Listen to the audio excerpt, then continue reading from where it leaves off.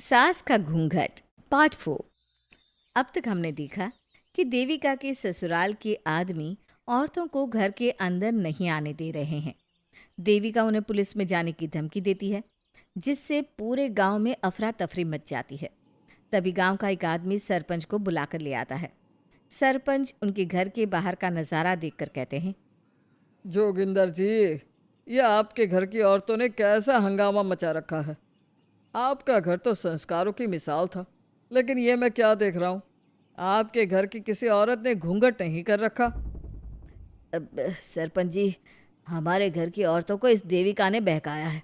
हमने पहले ही इन सबको चेतावनी दी थी कि अगर ये घर से बाहर गई तो हम इन्हें घर में नहीं आने देंगे। अब ये देविका हमें धमकी दे रही है कि पुलिस को बुलाएगी। क्या? पुलिस? इस गांव का बरसों पुराना इतिहास रहा है। इस गांव में कभी पुलिस नहीं आई। गांव के सभी फैसले हमने मिलजुल कर किए हैं। जोगिंदर, तुम्हारे घर का फैसला पंचायत करेगी। सरपंच जी, आपने ठीक कहा। पंचायत दोनों तरफ की बातें सुने और जो भी फैसला पंचायत करेगी वो हमें मंजूर होगा। तो ठीक है, आज दोपहर को सभी गांव की चौपाल पर इकट्ठा होंगे और वहीं तुम्हारे घर का फैसला होगा।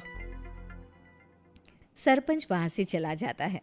घर के आदमी घर के अंदर जाकर दरवाज़ा बंद कर लेते हैं और घर की औरतें वहीं घर के बाहर पेड़ के नीचे बैठ जाती हैं। तभी विमला कहती है, देविका बहू, तुम्हें भूख लगी होगी ना? नहीं माँ जी, मुझे भूख नहीं लगी, मैं ठीक हूँ। बहू, तेरा बच्चा छोटा है अभी, तुझे भूखा नहीं रहना चाहिए। वेदा, सुजाता, जाओ पास में जो पंडित जी का बाग है ना, वहाँ से कुछ फल तोड़ लाओ। वीना और सुजाता पास के बगीचे से खूब सारे फल तोड़ कर ले आती हैं। सभी औरतें फल खाती हैं। तभी देविका कहती है, आप सब घर से बाहर निकली, घूंघट उतार दिया तो इन मर्दों की इज्जत चली गई, लेकिन हम सब घर के बाहर भूखे प्यासे बैठे हैं। इस बात पर इन अहंकारी मर्दों को शर्म क्यों नहीं आ रही? हाँ देविका, तुम ठीक कह रही हो। अगर हम मर भी जाए ना, तब भी इन मर्दों के लिए इनके बनाए गए नियम कानून ही अहम रहेंगे, हम नहीं। सुजाता भाभी, मुझे तो सबसे ज़्यादा सचिन पर गुस्सा आ रहा है। उसने मुझसे लव मैरिज की थी, क्या क्या वादे किए थे कि मेरा साथ कभी नहीं छोड़ेगा, और आज उसने मेरा साथ छोड़ दिया। अपने बच्चे को एक बार भी नहीं देखा उसने। देविका, वो शुरू से ही ना डरपोक रहा है, लेकिन इन सारी बातों को छोड़ो। मुझे तो इस बात की चिंता हो रही है कि पंचायत में न जाने क्या फैसला होगा। पता नहीं वो इंसाफ करेंगे भी या नहीं। वीना दीदी, आपको अभी भी पंचायत से इंसाफ मिलने की उम्मीद है? अगर इस गांव की पंचायत में सच में इंसाफ करने की भावना होती तो सरपंच जी अभी हमें घर के अंदर जाने देते। देखा नहीं कितना जहर उगल कर गए हैं हमारे खिलाफ। तो बहू, अब हम क्या करेंगे? पंचायत तो हमारे खिलाफ ही फैसला सुनाएगी। पहले तो हम अपनी सारी बातें रखेंगे। अगर ये लोग नहीं माने तो आपको वही करना होगा जो मैं कहूँगी। लेकिन एक बात आप याद रखना, किसी भी सूरत में हम झुकेंगे नहीं, क्योंकि हम सही हैं। देविका सभी औरतों को समझा रही थी। तभी वहाँ एक गांव वाला आता है। आप सभी को पंचायत में बुलाया है। उस गांव वाले की बात सुनकर सभी औरतें पंचायत में पहुंचती हैं। वो देखती हैं कि उस पंचायत में सारा गांव इकट्ठा हो गया है। बहुत सारी औरतें लंबे लंबे घूंघट करके वहां आई हुई हैं।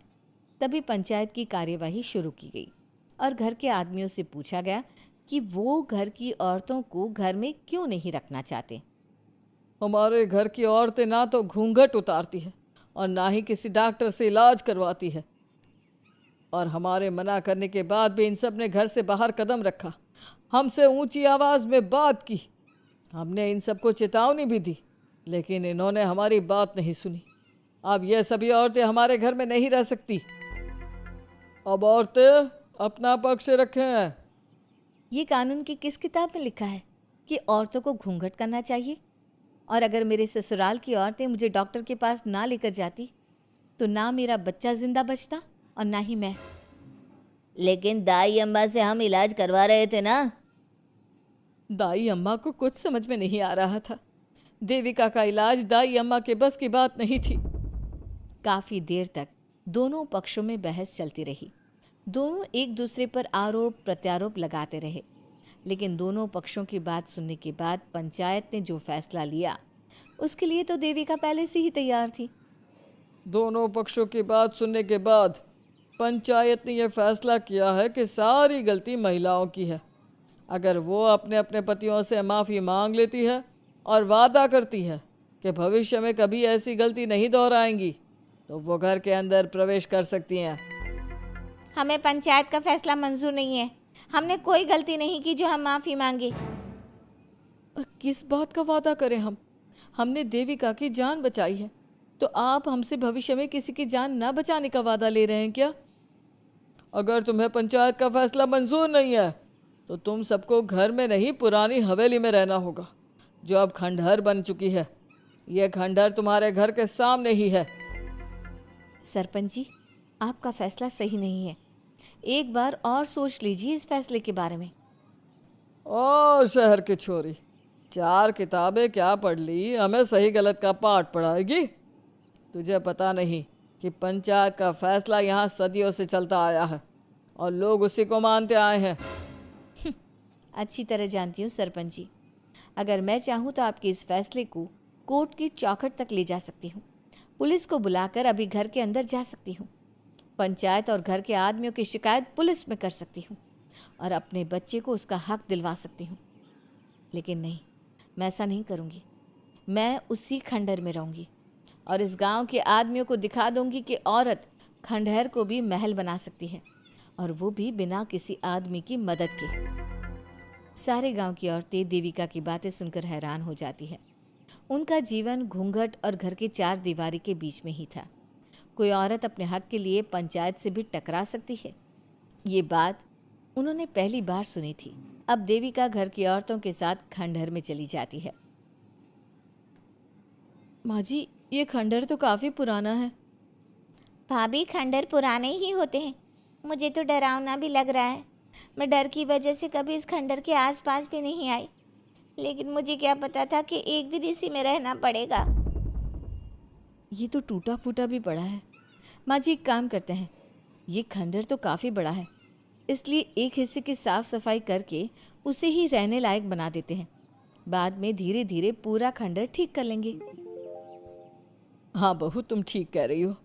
विमला भाभी और मैं इस खंडहर के टूटे हुए हिस्सों पर मिट्टी और ईंटें लगा देते हैं। सुजाता और वीना, तुम साफ सफाई कर लो। सभी औरतें मिलकर खंडहर के एक हिस्से को सुधारना शुरू कर देती है और काफ़ी देर तक मेहनत करने के बाद वो उस हिस्से को काफ़ी हद तक अच्छा कर लेती हैं। और इसी तरह रात हो जाती है। सभी औरतें बैठकर बात करती है। माँ, हमने इस खंडहर को घर तो बना दिया है, लेकिन ये घर चलेगा कैसे? हाँ माँ जी, मैं भी यही सोच रही हूँ।